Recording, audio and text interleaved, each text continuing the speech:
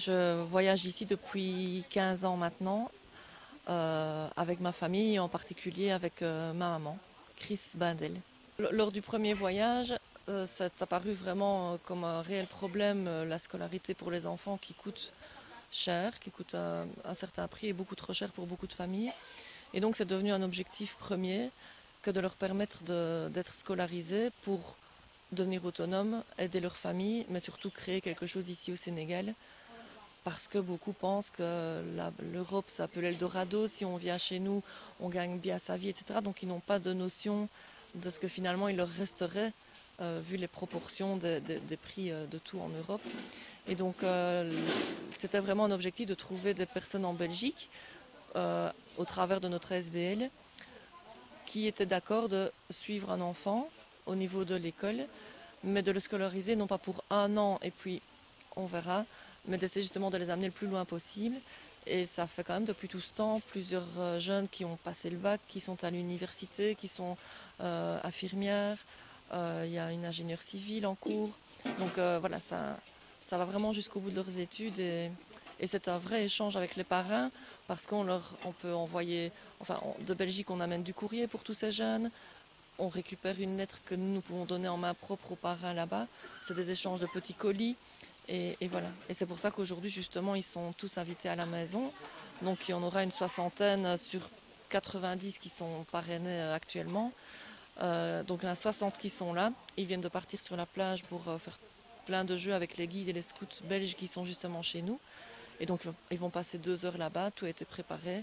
Et puis ils reviennent ici pour partager le repas et puis des danses, des chants, etc. Et ce sera la journée des enfants parrainés par Sénégalité en fait. Sénégalité. C'est venu tout seul. Le Sénégal, l'égalité, le partage, etc. Donc c'est un mot qui a sonné très juste tout de suite et c'est resté. Ici, nous accueillons très régulièrement beaucoup de groupes de jeunes, surtout des scouts, par exemple des scouts, des guides de Belgique ou des étudiants qui viennent avec leurs professeurs dans le cadre de leur stage. On les accueille ici à la maison et c'est le point de départ pour faire toutes nos activités dans le village, dans la brousse, etc. Au fil des semaines de présence ici.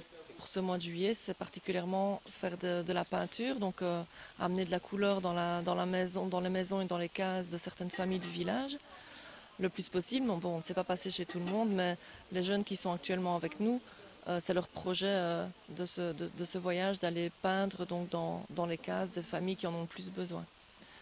Donc d'habitude, ce sont des soins de santé ou des colis alimentaires et la scolarité, mais ici on ajoute une dimension plus dans le milieu de vie voilà, pour égayer un petit peu leur maison. Ce sont toujours des groupes que nous connaissons parce que dans notre ville, il y a beaucoup de mouvements de scouts, de guides, etc. ou d'écoles de puériculture, de nursing et des choses comme ça. Et donc, puisque nous connaissons les chefs ou les professeurs de tous ces groupes et que nous venons là depuis une quinzaine d'années, on nous demande pour accompagner et c'est toujours avec plaisir qu'on partage tout ça avec tous ces jeunes. Si on dit que le Sénégal est le pays de la teranga, c'est très vrai parce que ce soit lorsque les filles vont peindre dans les maisons, les retours des gens est très enrichissant pour toutes ces jeunes-là. Et puis c'est aussi un partage et c'est de l'avenir et ça reste malgré tout de l'humanitaire et on y croit puisqu'on est toujours là.